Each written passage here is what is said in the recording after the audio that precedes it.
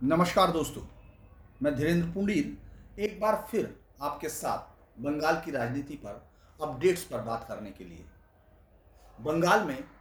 आज क्या हुआ इस पर हम बाद में बात करेंगे, लेकिन किस तरह बंगाल की राजनीति या बंगाल में मुख्यमंत्री ममता बनर्जी का इस वक्त की राजनीतिक जो रणनीतियां हैं वो किस तरह की हैं, उनको एक बार गौर करते हैं। सिर्फ एक उदाहरण से बात शुरू करते हैं कि कल जब कूच बिहार में वोटिंग शुरू हुई तो एक विधानसभा जो शीतलकुची में है, वहाँ बूथ नंबर 106 पर एक लड़का आनंद बर्मन पहली बार अपने वोट का इस्तेमाल करने जा रहा है। यानी वो जो उसको अधिकार मिला और जिस अधिकार को वो इस्तेमाल करने पहली बार बूथ पर जा रहा है, वो बीजेपी से जुड़ा हुआ कार्यकर्ता है। वहाँ गोली चलती है और उसको एक गोली लग जाती है और उसमें वो उसकी मौत हो जाती है। यानी 18 साल का एक युवा अपनी ज़िंदगी उसी दिन खो देता है जिस दिन उसको पहली बार अपने वोट का इस्तेमाल कर जो संविधान से मिली उसकी शक्ति है उसको प्रयोग करना था। कुछ घंटों बाद एक और बूथ नंबर 126 है, वहाँ कुछ लोग, एक बातचीत शुरू होती है, उसके बाद दो भिड़ंत हो रही थी, उसमें रोकने क्यूआरटी वो तभी पहुँचती है जब किसी जगह अचानक गंभीर कोई घटना हो गई हो। उस वक्त इसके लिए स्पेशल बनाए गए थे इस तरह की जो क्यूआरटीज इस बार बनाई गई थी, तो वो पहुंचती है, वो उनके बीच में कुछ उसको समझौता कराती है और उसके बाद फिर उसमें से एक लड़के को, चूंकि वो बेहोश हो गया था, उसका इस घटना से कोई रिश्ता नहीं है, उसको लेकर हॉस्पिटल चली जाती है। हॉस्पिटल चली जाती है, उसके बाद ये अफवाह बनती है। अफवाह बनने के बाद वो लोग वहाँ पहुँचते हैं, घटनास्थल पर पहुँचते हैं जहाँ ये बूथ नंबर 126 है, वहाँ पहुँचते हैं और उसके बाद सुरक्षा बलों पर हमला होता है। उससे पहले मशीन जो वीवीपैट है वो तोड़ी जाती है, प्रिजाइडिंग ऑफिसर्स को चोट मारी जाती है और उसके बाद फिर ये फायरिंग की घटना होती है। जो जब उनसे हथियार छीनने की कोशिश की गई उस पर उन्होंने गोली चलाई। उस घटना में 4 लोग मारे गए।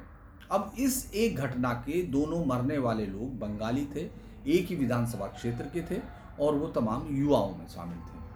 अब राज्य की मुख्यमंत्री ममता बनर्जी, जिनको इस बात से बहुत ही एलर्जी है कि बाहर के लोग या बाहर का मीडिया चीज़ों को कैसे देख रहा है, और वो उनके खिलाफ है। ज़्यादातर वो मीडिया को वो इशारा नहीं कर पाती हैं शायद, लेकिन वो साफ तौर पर हिंदी मीडिया की ज़्यादातर बातें करती हैं। उनको लगता है कि वो उनके खिलाफ यहाँ पहुँचा है और वो काम करने के लिए यानी बीजेपी के लिए है। लेकिन एक घटना को हम दोनों से गौर करते हैं कि क्या आपने किसी भी नेता के बारे में, नेता के मुंह से, किसी भी नेता के मुंह से ये सुना है कि जो आनंद बर्मन मरा है वो यहीं का बंगाल का है, उसकी मौत का उनको दुख है? ये टीएमसी के किसी नेता का अभी तक हमको बयान याद नहीं आ रहा है। इसके अलावा मुख्यमंत्री आज वहाँ पहुँचने वाली थी कूच बिहार में, उन्होंने साफ कह दिया था पहले वो माता भंगा जाएंगी। इलेक्शन कमीशन के आदेश को भी धता बताने की पूरी कोशिश कर ली गई थी और उनके लिए वहाँ हेलीपैड तैयार कर दिया गया था। वो हेलीपैड था उस पर जो माथा भागा हॉस्पिटल है, जहाँ 3 अभी भर्ती हैं, उनके परिजनों से मिलने और उनको देखने के लिए, हालचाल देखने के लिए, और उसके बाद उनको वहीं जाना था, उसी शीतलकुची की विधानसभा की अमतौली जो गांव है उस पर पहुंचना था। लेकिन उस पर इलेक्शन कमीशन ने रोक लगाई थी और 72 घंटे तक किसी भी नेता के, किसी भी पार्टी के नेता के इन तमाम विधानसभाओं में से कहीं भी घुसने पर पाबंदी थी। ममता बनर्जी उसको तोड़ना चाह रही थी और उसको तोड़ने के बाद वो वहाँ पहुँचने की कोशिश कर रही थी कि वो वहाँ पहुँच जाए। हेलीपैड बना दिया गया, लेकिन जब ये लगा कि एडमिनिस्ट्रेशन पूरी तरह सख्त था, सुबह बसें बुलाई गई। जब हम लोग वहाँ पहुँचे तो बसें बुलाई गई थी और हेलीपैड पर खड़ी कर दी गई थी। यानी पहले बसें वो अलग खड़ी थी उस फील्ड में, लेकिन उनको मालिकों को बुलाया गया और हेलीपैड पर खड़ा कर दिया गया। फिर थोड़ी देर बाद ममता बनर्जी ट्वीट कर देती हैं और वो कहती हैं कि वो कोई भी उनको जनता से मिलने से उनकी नहीं रोक सकता है और वो जो है चौथे दिन आकर उनसे मिलेंगी। यानी 14 मार्च को और 14 अप्रैल को अब वो उनके घर पहुंचेंगी। ये शुरुआती घटनाक्रम है। मैं आपको इसलिए बताने की कोशिश कर रहा हूँ कि जो बातचीत आज हम करने वाले हैं उसमें बहुत सारी चीज़ें मुझे लगता है कि ऐसी शेयर होंगी जिनको लेकर मुझे लगता है कि आप में से कई लोगों को तीखे सवाल भी याद आएंगे। उन सवालों को भी हम लोग मैं उनका जवाब देने की कोशिश करूँगा, लेकिन मैं वही बात करने की कोशिश करूँगा जिसका मुझे रिलेवेंस लगता है मेरी समझ से। अब आप ये हम इसको शुरू करते हैं कि वो वहाँ नहीं पहुँच पाई और उन्होंने एक ट्वीट कर दिया और कहा कि मैं चौथे दिन फिर मिलने आऊँगी। और उसके बाद जब वो हमला हुई उन्होंने प्रधानमंत्री को खूनी भी बताया। इसके अलावा अमित शाह पर उनका गुस्सा फूट ही रहा है और उन्होंने आज इलेक्शन कमीशन को कहा कि ये मोदी कोड ऑफ कंडक्ट लागू कर रहे हैं, यानी मॉरल कोड ऑफ कंडक्ट जो है इलेक्शन कमीशन का, वो मोदी को कोड ऑफ कंडक्ट हो गया। फिर हमेशा की तरह सुरक्षा बलों पर उन्होंने हमला बोला, फुटेज मांगा। उन्होंने कहा कि इस तरह का कोई फुटेज नहीं है और कैसे उन पर गोली चला दी गई, गर्दन पर गोली चला दी गई। एक बहुत सारे लोग ये देख सकते हैं कि ये पिछले कुछ चुनाव में जब बूथ लूटने की घटनाएं हुई थी, ये तमाम चीज़ें हुई थी, तो वीवीपैट या बूथ क्रैप्चिंग के लिए सुरक्षा बलों को निर्देश है, गोली चलाने के निर्देश हैं। उसमें उनको भीड़ को भगाना या उस तरह की कोई निर्देश उसमें नहीं है। उसमें क्लियर कट कहा गया है कि जब इस तरह से बूथ लूट लिया जाए, बूथ लूटने की घटना पर उनको गोली चलाने के लिए, हालांकि उनके साथ एक जो सिविल एडमिनिस्ट्रेशन का मजिस्ट्रेट भी साथ में रहता है। इस पूरी घटना पर मुझे इसलिए भी बहुत ज़्यादा कुछ नहीं, हम लोग इस पर कल बात कर चुके हैं, विस्तार से बात कर चुके हैं, लेकिन मैं इस घटना को इसलिए जोड़ रहा हूँ कि क्या बयान थे, वो किन बयानों से ये चीज़ें हुई, और ये बयान क्या वाकई ही उसी तरह से निर्दोष तरीके से बोले जा रहे हैं जो आम जनता तक पहुंच रहे हैं, या वो बोले कुछ और जा रहे हैं और आम जनता तक वो कुछ और पहुंचे। इस पर बात इसलिए करना है क्योंकि चुनाव आयोग को जो उन्होंने लिखकर भेजा ममता बनर्जी ने, उन्होंने कहा कि इसको वापस लेना चाहिए चुनाव आयोग को, और ये इस तरह का जो उनको नोटिस उनके बयानों को लेकर भेजा गया था सुरक्षा बलों को लेकर, वो उनको वापस लेने के लिए उन्होंने नोटिस का जवाब दिया। इस पूरी चीज़ों पर जाने से पहले मुझे एक और बात करनी है कि ममता बनर्जी ने कहा कि वो रोई हैं, उनको नींद नहीं आई है, उनको इस पूरे जो माफ़ कीजिएगा, क्योंकि उनको नींद नहीं आई है इस घटना से, उनको इस घटना से इतनी चोट पहुंची है और ये तमाम चीज़ें। तो अचानक याद आता है कि इसी तरह की घटना एक बटला हाउस एनकाउंटर में हुई थी, और चूँकि वहाँ एक और कैबिनेट मंत्री, ताकतवर मंत्री थे, सलमान खुर्शीद साहब, उनको याद आता है, उन्होंने जो बताया मीडिया को, उन्होंने कहा कि सोनिया गांधी जी को जब ये मुठभेड़ की खबर बताई गई तो वो उन बच्चों को लेकर, उनकी मौत को लेकर वो रोने लगी और उनको नींद नहीं आई। आपको याद होगा इस तरह का बयान इससे पहले, हालांकि इन दोनों घटनाओं का बहुत अलग अलग अंतर है, लेकिन हथियार छीनने और उस तरह की बूथ पर हमले की घटना में मारे गए नौजवानों को लेकर ममता बनर्जी ने जिस तरह का दुख जताया, क्या उस तरह का दुख आपको आनंद बर्मन के मिलता है? ये बीजेपी की भाषा है अगर आप किसी को कहना चाहें तो, लेकिन क्या ये इशू है या नहीं, ये एक पत्रकार को भी सोचना पड़ता है, क्योंकि उस घटना पर कोई भी परिवार वाला वहाँ उनके जो जिस तरह से ममता बनर्जी ने सीधी वीडियो कॉन्फ्रेंसिंग की, इन परिवारों के जो 4 लोगों के परिवार थे उनसे बातचीत की और उनको ये कहा कि वो आएंगी, जल्द ही उनसे मिलेंगी और इसमें दोषियों को सजा दी जाएगी। वो लगातार केंद्रीय सुरक्षा बलों को इसमें दोषी कह रही हैं, लगातार वो कह रही हैं। इस पूरे बयानों में अगर आप गौर करते हैं तो ये साफ तौर पर झलक रहा है कि किसी भी तरह से केंद्रीय सुरक्षा बल के लोगों को यहाँ से हटा लिया जाए। आखिर उस सब चीज़ का क्या मतलब है? क्यों वो इस तरह के बयान दे रही हैं कि उनको घेर लें? आप अगर उनके बयानों को गौर करेंगे, यहीं दिया गया बयान है 7 अप्रैल को कि किस तरह से सुरक्षा बलों को घेर लिया जाए और एक ग्रुप उनको घेरे, दूसरा ग्रुप जाकर वोट डाले, जिसका मतलब छापा करना होता है, वो करे छापा, और उसके बाद पहला ग्रुप आ जाए, दूसरा फिर इस तरह से आ जाए। इससे पहले उन्होंने सुरक्षा बलों को कैसे घेरना, इन तमाम चीज़ों पर बातचीत की। वो यहाँ तक कहा कि सुरक्षा बल किलिंग कर रहे हैं, किलिंग द पीपल, और महिलाओं के साथ बदतमीजी कर रहे हैं। पूरे अगर बयान को गौर करें तो क्या ये बयान कोर्ट में किस तरह से डिफेंड होगा, ये अलग बात हो सकती है, लेकिन इस बयान को मैं इसी बंगाल में एक दूसरे बयान की तरफ लेकर चलता हूँ। खेला होबे भी उसी तरफ का बयान है। आपको याद होगा 16 अगस्त 1946 को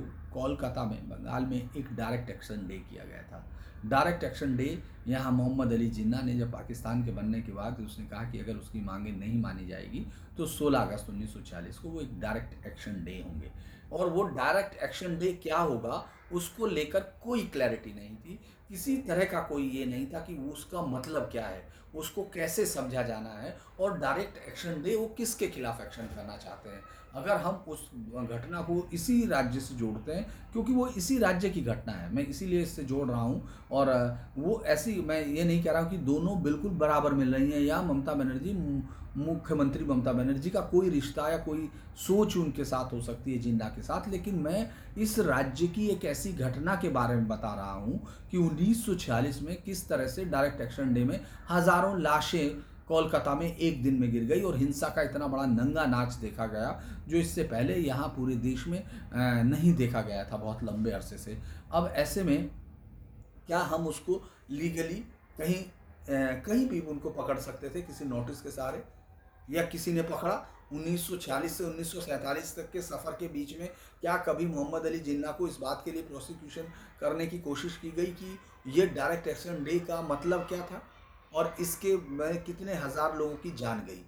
लगातार अगर इस चीज़ को हम देखते हैं तो ये बयान क्या इस तरह के बयान हैं जिस राज्य में इतनी बड़ी त्रासदी सिर्फ बयानों के आधार पर देखी जा चुकी हो, वहाँ इस तरह के बयान क्या ये मालूम नहीं है? मुख्यमंत्री ममता बनर्जी ये जानती हैं, इतिहास को अच्छे से समझती हैं और उसको वो अच्छे से कई बार पढ़ती भी हैं और बताती भी हैं। वो अच्छी लेखिका, अच्छी पेंटर और तमाम राज्य को समझने वाली रही हैं। लेकिन अगर आप उनके अब के बयान, आज फिर उन्होंने जिस तरह के बयान दिए, वो इस तरफ इशारा कर रहा है कि जैसे उन्होंने ये तय मान लिया है कि वो सत्ता हासिल करने के लिए हर एक मर्यादा, हर एक दूरी उसको तोड़ देंगे। क्योंकि दोनों दलों में ऐसा नहीं है कि वो बिल्कुल शांति के साथ बैठे हों। आज गृह मंत्री अमित शाह ने इस बात को जोर दिया और उन्होंने कहा कि उन 4 लोगों के मरने का दुख है, और ये बात प्रधानमंत्री ने भी कही। मैं ये कहता हूँ कि भले ये औपचारिकता हो, भले ये एक उन्होंने सीधे तौर पर सिर्फ दिखाने के लिए आपको कहा हो, लेकिन आपके पास दिखाने के लिए भी कोई शब्द तो हैं। क्या दूसरे राज्य के मुख्यमंत्री आनंद बर्मन को नहीं मानती हैं कि वो बंगला है?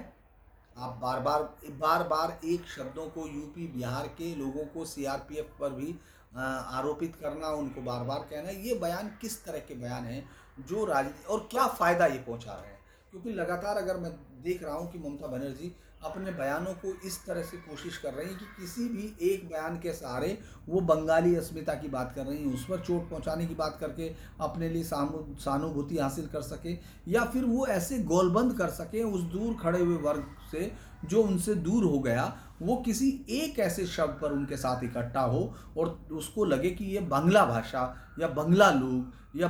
जो वेस्ट बंगाल है उसकी अस्मिता, उसकी सांस्कृतिक उस पर चोट है और वो इकट्ठा हो जाए। ये भूल कर कि ममता बनर्जी ने 10 साल तक इस राज्य में क्या किया, उसके आधार पर वोट करने की बजाय वो उस इमोशनल कार्ड के साथ हो जाए। उनको ये लगातार लग रहा है कि बीजेपी ने किस तरह से किया। मैं बीजेपी की बात इसलिए कर रहा हूँ, बहुत सारे लोगों का जो उसमें जवाब भी आता है, बहुत सारे लोग कुछ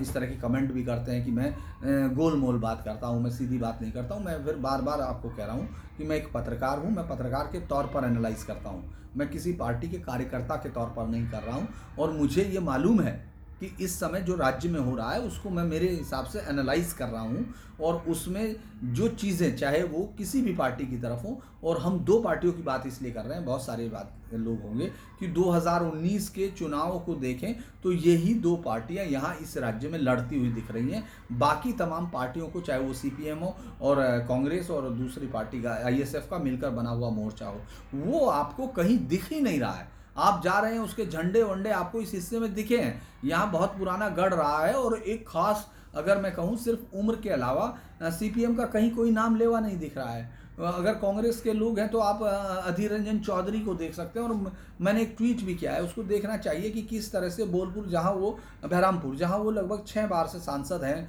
इसके अलावा उनको वहां नवाब माना जाता है। अगर हम ये कहें कि वो एक नवाब की हैसियत रखते हैं, वो राजनीतिक नवाब हैं जिन्होंने इतनी ताकत हासिल की है। अगर आप उनसे बातचीत कर रहे हैं तो उनकी बातचीत में कोई सीरा नहीं मिल रहा कि आखिर वो कहाँ किस लाइन से जीतना चाहते हैं। और अब तो 14 अप्रैल को यहाँ राहुल गांधी पहुँच रहे हैं, यानी जब इलेक्शन आधा गुजर चुका है, उनकी पार्टी के शुरुआती उस पर चोट लग चुकी है कि उनकी पार्टी के जो केंद्रीय नेता हैं या दिल्ली से कोई भी नेता यहाँ आना नहीं चाहता है, प्रचार नहीं कर रहा है, क्योंकि क्लैरिटी नहीं है। और अब जब केरल में ये समस्या उनकी खत्म हो गई है राहुल गांधी की, कि वो वहाँ उसके खिलाफ खड़े थे, अब वो उनके लिए समर्थन में वोट मांग सकते हैं। ये काफ़ी बड़ी दुविधा की स्थिति थी इस राज्य में कि आप एक राज्य में उस पार्टी के साथ गठबंधन कर रहे हैं, जिस दूसरे राज्य में उस पार्टी का विरोध कर उसको गालियां दे रहे हैं। ये एक बहुत ही मैं कह सकता हूँ किसी भी राजनेता के लिए एक बड़ी टफ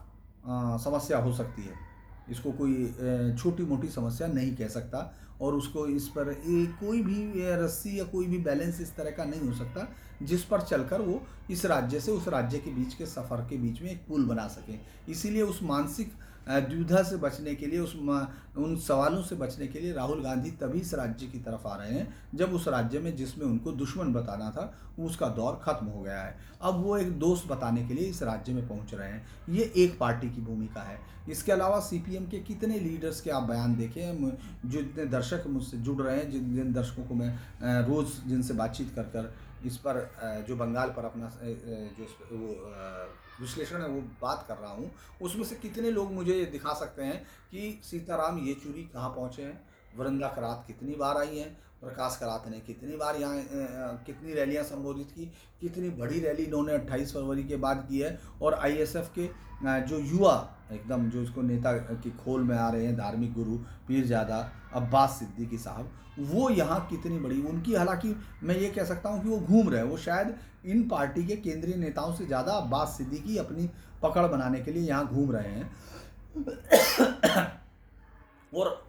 जो भी एक लाइन है उसको लेने की कोशिश कर रहे हैं, लेकिन केंद्रीय नेताओं में कोई नहीं मिल रहा है। बहरामपुर के उस दफ्तर पर मुझे और भी हैरानी हुई, जो चूँकि मैं उन प्रतीकों को पकड़ने की कोशिश करता हूं जो दिख रहे हैं। कांग्रेस पर बात इसलिए कर रहा हूं क्योंकि शायद बहुत सारे लोगों को ये लगता है कि हम जानबूझकर कांग्रेस टीएमसी या बीजेपी की इस लड़ाई में, इसलिए क्योंकि पत्रकारों को भी इस ध्रुवीकरण में मजा आ रहा है। ऐसा किसी भी पत्रकार को नहीं होगा। हर पत्रकार ज़मीन की समझ को देखना चाहता है और उसके साथ एक लाइन ज़रूर होती है। पत्रकारिता की एक बेसिक लाइन है कि देश तमाम चीज़ों से बड़ा है, इसीलिए आप जो भी कर रहे हैं उसमें कोई चीज़ ऐसी न टूटे जिसका देश के इससे मतलब हो। आप विचारधाराओं की बात करें, क्योंकि जिस तरह लोकतांत्रिक विचारधाराएं स्वतंत्र होती हैं एक दूसरे से, उसी तरह से उसी में पत्रकारिता फलती फूलती है।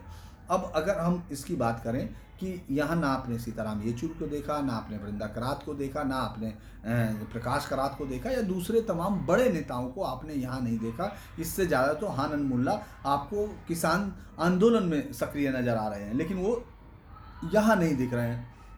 ले देकर मोहम्मद सलीम इससे उधर तक, उधर से इधर तक घूमते हुए दिखते हैं। कभी कभी उनकी सभाओं में कितने लोग होते हैं, कई बार तो आपको लगता है कि दर्जनों गिनना होता है, उसको सैकड़ों में गिन सकते हैं, हज़ारों में गिनने के लिए आपको कई बार अपने आप को सर के बल खड़ा करना पड़ता है, अगर आप इस बात के लिए जोर दें कि हाँ नहीं, हमको उस खेमे को भी याद रखना है और उसको जोड़ना है। तो ये स्थिति आपके सीपीएम की हुई। यानी हम उन दोनों पार्टियों को लेकर, या तीनों पार्टियां जो मिली हैं, हालांकि चूंकि आईएसएफ और सीपीएम का एक समझौता है, कांग्रेस और सीपीएम का दूसरा समझौता है। आईएसएफ उसमें सिर्फ कांग्रेस के कुछ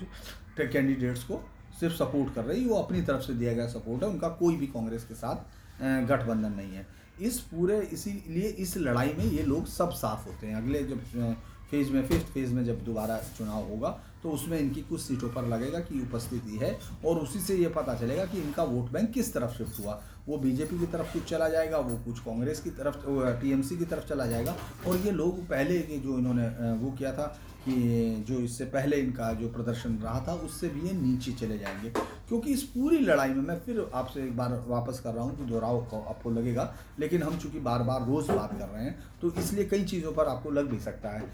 हम फिर वापस ये कह रहे हैं कि ये केंद्रीय नेतृत्व की दुविधा है कि वो कांग्रेस को यहाँ जिंदा रखे, टीएमसी के सामने खड़ा करे, या राज्य में सत्ता के लिए दावेदारी पेश करे, या टीएमसी को ताकत देकर बीजेपी को सत्ता से दूर रखे। ये लगातार जिस दुविधा के सामने कांग्रेस खड़ी है, इसीलिए वो एक इंडिपेंडेंट एंटिटी की तरह बहस यहाँ दिख भी नहीं रही है। एक और बड़ी चीज़ है कि कांग्रेस आखिर इतनी छोटी क्यों हुई। तो मुझे एक आज छोटे से एक उदाहरण से, मैं जो चीज़ें आपसे बात करता हूँ वो मुझे पर्सनल दिखती हैं और उन्हीं को मैं एनालाइज करने की कोशिश करता हूँ कि जो माता भागा, जो ये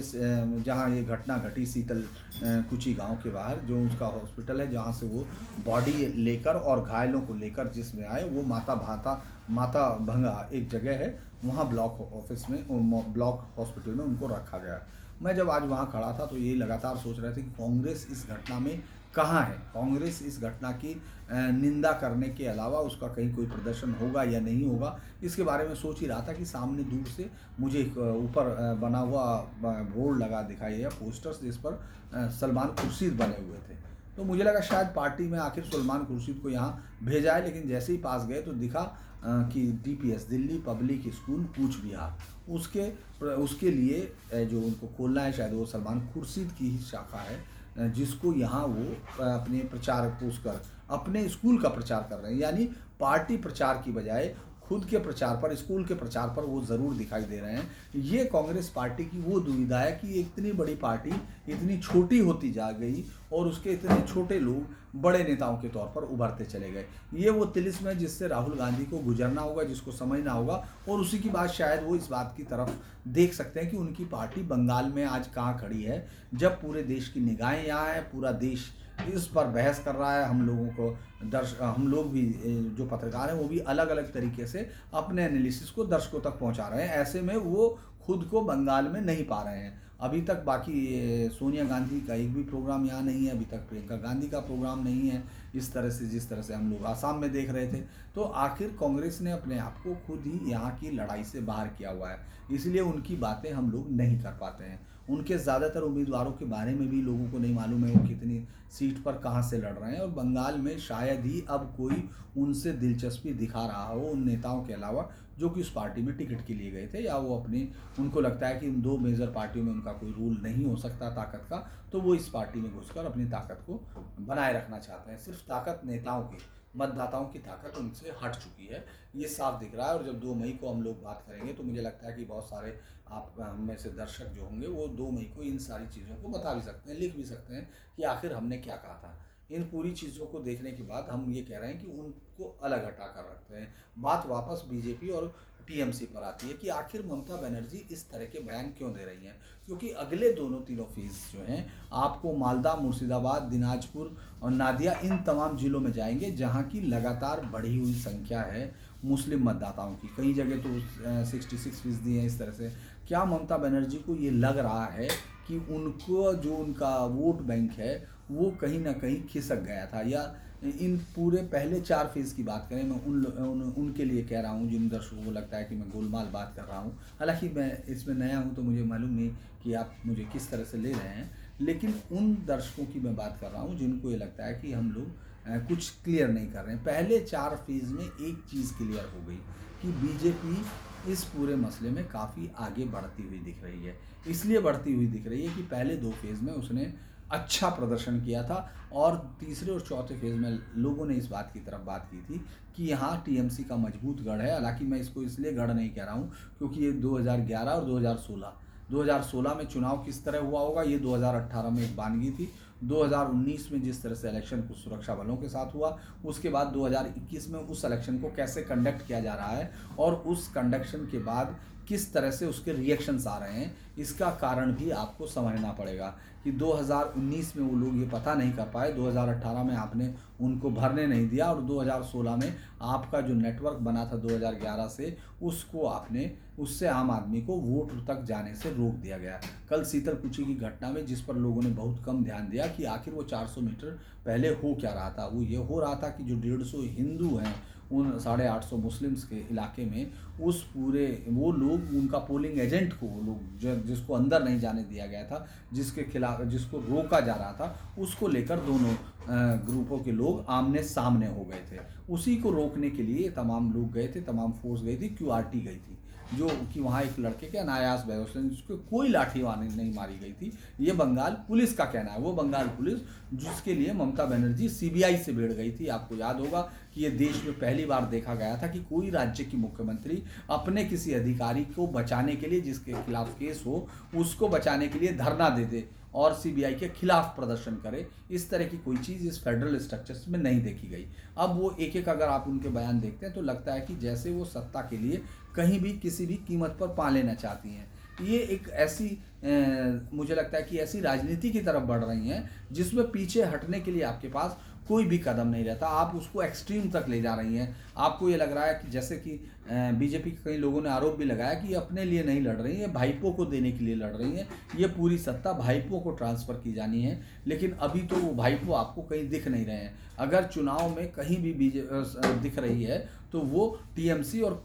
सिर्फ ममता बनर्जी दिख रही हैं। आज कई जगह जिस तरह बातचीत हुई, मैं था तो प्रदर्शन, एक दो जो टीएमसी के प्रवक्ता हैं उनमें से एक दो ने बड़ी वही बात की जो मुझे लगता है कि दबे छिपे ढंग से ममता बनर्जी ने कही थी। उन्होंने कहा कि यूपी बिहार के लोग वो बंगाल का मानस क्या समझेंगे,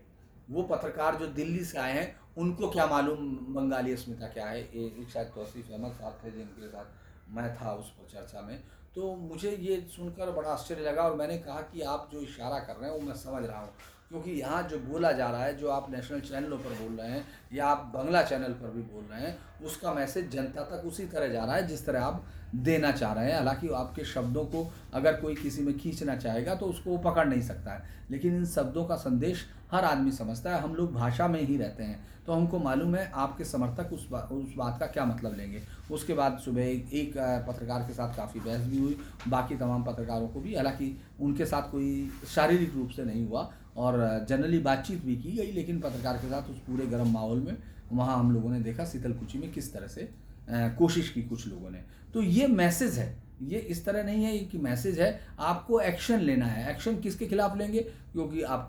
बता रहे हैं कि जो दिल्ली के बाहर, यहाँ से बंगाल के बाहर के सुरक्षा बल हैं, बंगाल से बाहर के लोग जो आए हुए हैं और उसके बाद मीडिया भी जो बाहर से आया हुआ है। एक बड़ी हैरानी की बात मुझे कई बार लगी कि ये क्या किसी को सवाल पूछना चाहिए इन प्रवक्ताओं से या इन तमाम लोगों से कि क्या बंगाल के आदमी को वो ये हक मानते हैं कि पत्रकार को है कि वो यूपी जाए, यूपी के बारे में लिखे।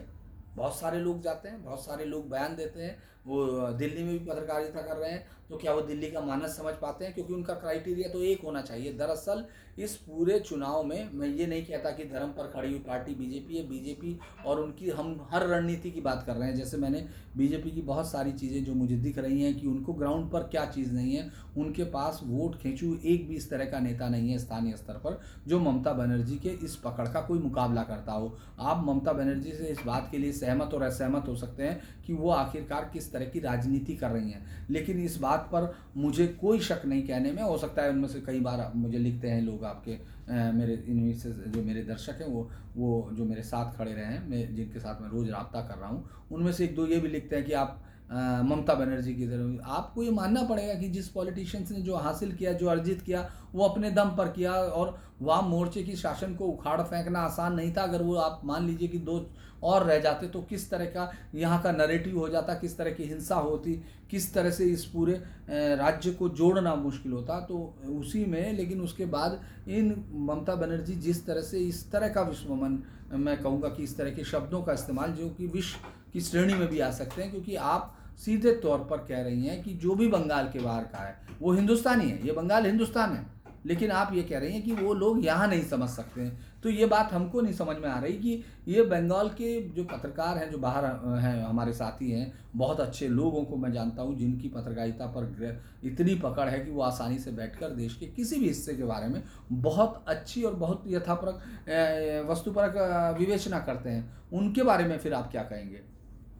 मैं मतलब थोड़ा सा बहक जाते हैं हम लोग बातचीत करते हुए, क्योंकि बहुत सारी बातचीत हमको इस समय में करनी होती है छोटी में, और आजकल जो भी रोज हम कर रहे हैं वो सिर्फ एक इशू को लेकर कर रहे हैं, तो कई बार दोहराव और कई बार भटकाव भी होता है।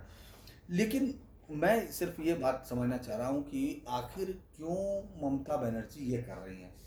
ममता बनर्जी इस लेवल को, जबकि वो चंडी पाठ भी कर रही हैं, जबकि वो गोत्र भी बता रही हैं, हिंदू भी बता रही हैं, और फिर अचानक इन चार लोगों को लेकर वो इस पूरी चीज़ को एक्सट्रीम तक ले जा रही हैं। क्योंकि अगले 3 फेज़ों में, मैंने बताया कि पहले 4 फेज़ में ममता बनर्जी, जो बाकी के 2 फेज़ थे, उनकी पार्टी जिस तरह से उम्मीद कर रही थी कि वो स्वीप करेगी, तो उसमें मैं ये कह सकता हूँ कि कूच बिहार और जो दूसरा हिस्सा अलीपुर, यहाँ पूरी 14 सीटों में उनको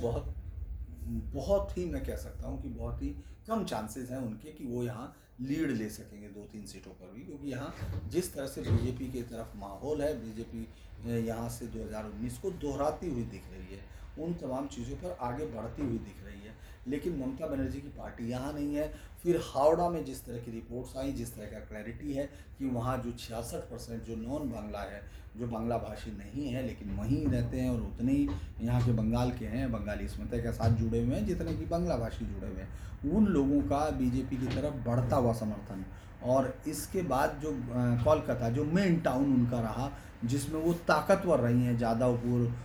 टॉलीगंज और ये तमाम चीज़ें जिसको हम लोग देख रहे हैं, लॉकेट चक्रवर्ती पर जहाँ हमला हुआ, या फिर बाबुल सुप्रियो जहाँ से लड़ रहे हैं, वहाँ भी जिस तरह की उम्मीद ममता दीदी को रही थी उस तरह की वोटिंग उनके हक में नहीं हुई। उनके हक में है या नहीं, ये तो उस समय पता चलेगा। लेकिन अभी का असेसमेंट यही है कि वो उसके हक में उतनी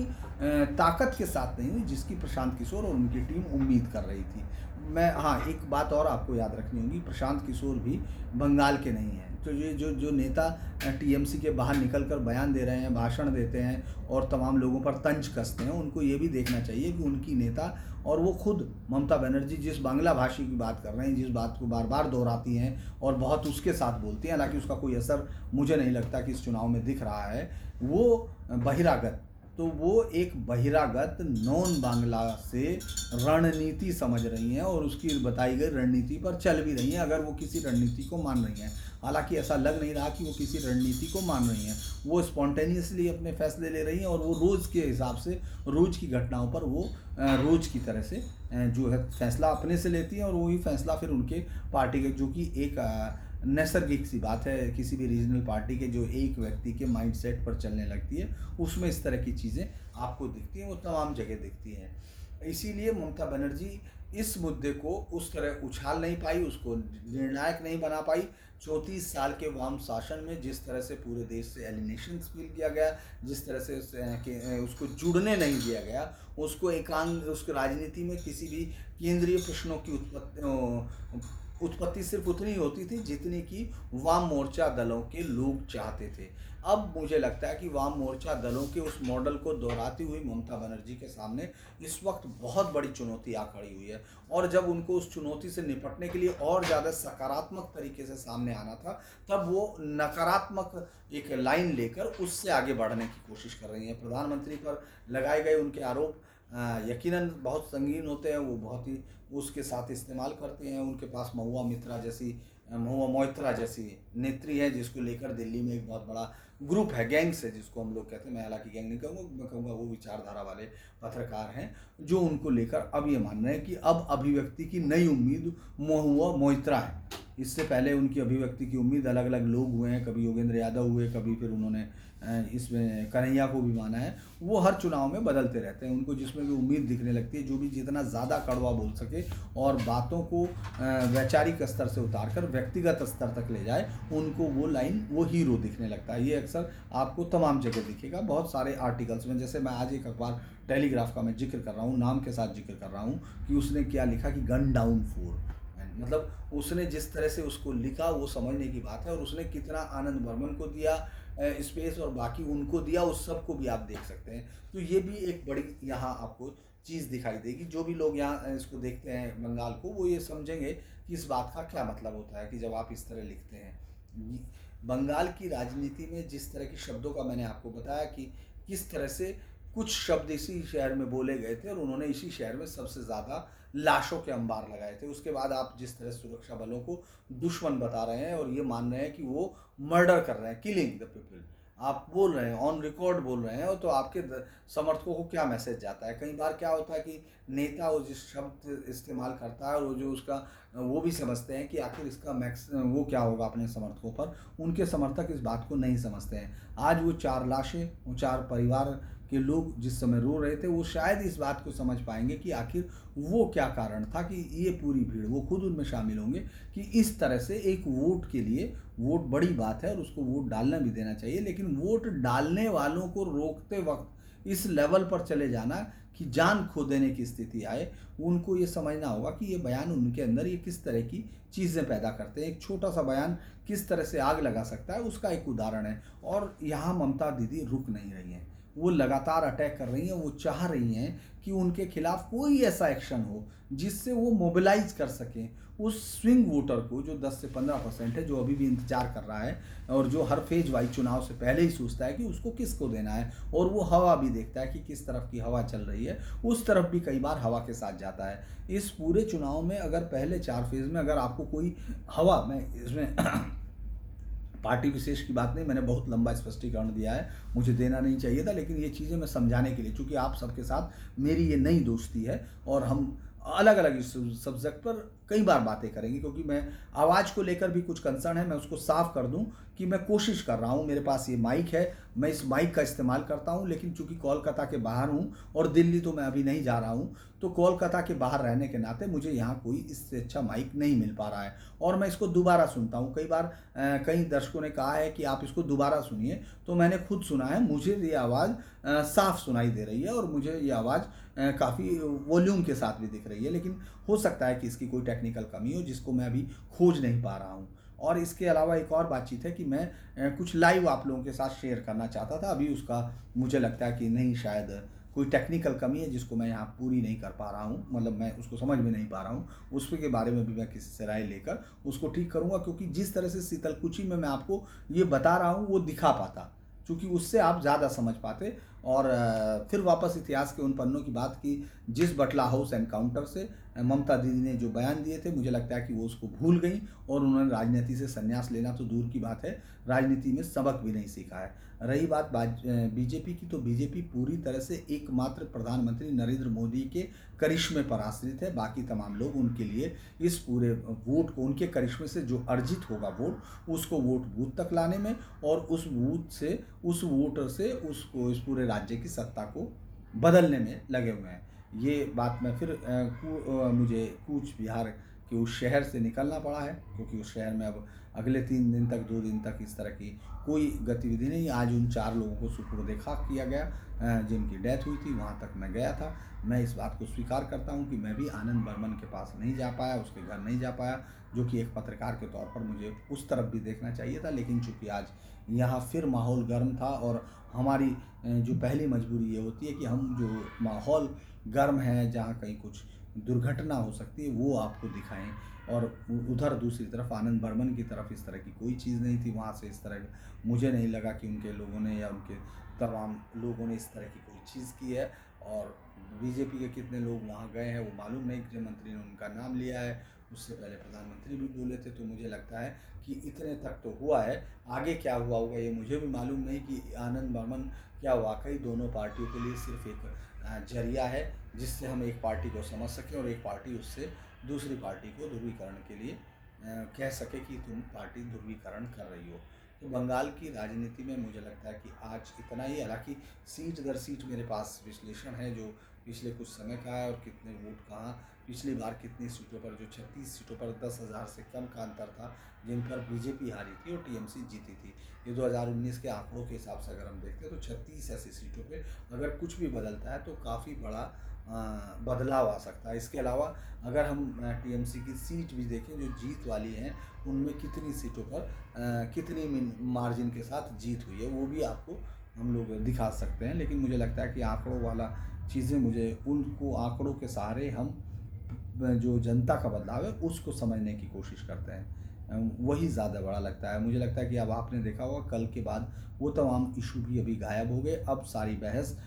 हत्यारा बताने में केंद्रीय सुरक्षा बलों को ज़्यादा डिपेंड हो गई है। और ममता बनर्जी अगर इसके सहारे सहानुभूति लेने की कोशिश कर रही हैं, तो मुझे लगता है, मैं फिर यही अपना वक्तव्य पूरी क्लैरिटी के साथ दे रहा हूँ कि मुझे लगता है कि इससे कोई सहानुभूति वो हासिल नहीं कर पाएंगी, क्योंकि जिन लोगों को इससे सहानुभूति है, वहीं उसी गांव से जब हम आगे की तरफ आते हैं, जिस अमतोली गांव जो है, जो जहाँ ये घटना हुई थी, उससे बाहर आते ही आप कुछ ही किलोमीटर चलेंगे तो वहाँ आपको ऐसे बहुत सारे लोग मिल जाएंगे जो ये कह रहे हैं कि नहीं, अगर सुरक्षा बलों पर हमला होगा तो सुरक्षा बलों को पूरा हक है और उनको गोली चलानी चाहिए, अगर उन लोगों को, आम आदमी के अधिकारों को वो रोकना चाहते हैं। तो आज के लिए मैं सिर्फ इतना ही, कई सारी चीज़ें मुझे लगता है धीरे धीरे मेरे जहन में आ रही थी, लेकिन आज हम अभी बस इतना ही करेंगे। कल फिर आपसे बातचीत करूंगा। मुझे लगता है जल्दी ही मुझे किसानों पर भी बातचीत करनी चाहिए, किसानों को लेकर भी, कि किसान आंदोलन अब कहाँ है और आखिर वो लोग जो बंगाल आए थे वो अब कहाँ चले गए, जो लंबी गाड़ियों में बैठकर यहाँ आए थे और जो ये मान रहे थे कि वो यहाँ से बीजेपी को हराने में किसी भी पार्टी का समर्थन करेंगे और ममता दीदी के मंच से बोलकर चले गए, वो आजकल क्या कर रहे हैं, इस पर भी हम बात करेंगे। लेकिन बंगाल के चुनाव में अब चूँकि 7 दिन का अंतर है, इसलिए हो सकता है कि मैं आपको कुछ और बेहतर से चीज़ें दिखा सकूं बंगाल के इस चुनाव में और चुनाव से जुड़ी हुई बंगाल की राजनीति पर। नमस्कार।